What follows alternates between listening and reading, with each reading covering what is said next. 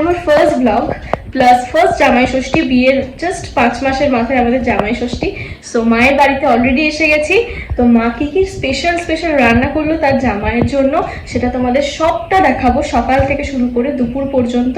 তো সে পুরো ভিডিওটা শেষ পর্যন্ত দেখো, আর অবশ্যই কমেন্ট সেকশনে কিন্তু জানিও যে কি কেমন লাগলো ভিডিওটা। তো চলো ভিডিওটা স্টার্ট করা যাক।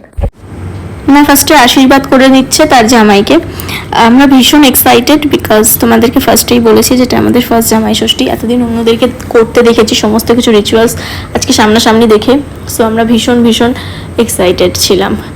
আর গিফট দেয়া নেওয়া চলছে, প্লাস যা যা খাবার দিয়েছে, দই চিড়ে বিভিন্ন রকমের ফল মিষ্টি, জানি না আজ সব কিছু খেতে পারবে কিনা, কারণ না খেতে পারাটাই খুব স্বাভাবিক।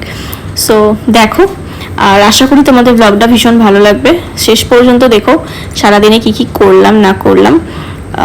দেখো খেতে শুরু করেছে দই চিড়ে, যেটা সমস্ত জামাইরা ফার্স্টে দই চিড়ে দিয়েই স্টার্ট করে, জামাই ষষ্ঠীর যেটা একদম অথেন্টিক নিয়ম সেটা দিয়েই ও স্টার্ট করেছে। সো দুপুরের মেনুতে কী কী থাকবে সো একটুখানি পরেই কিন্তু তোমরা জানতে পারবে। সো চলো থাকো সঙ্গে, ভিডিওটা স্কিপ করো না, স্কিপ করলে কিন্তু তোমরা বাদ পড়ে যাবে।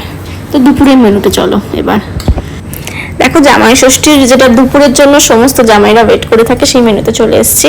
এই দুপুরের মেনুতে কিন্তু অনেক কিছু আছে, যেমন ভাজাভুজির মধ্যে আছে তোমার আলু ভাজা, পটল ভাজা, শাক ভাজা, ঢ্যাঁড়সের একটা তরকারি, ফুলকপির তরকারি, আর অবভিয়াসলি বাঙালির জামাই ষষ্ঠী আর ইলিশ মাছ, চিংড়ি মাছ, মাটন থাকবে না এটা তো হতে পারে না।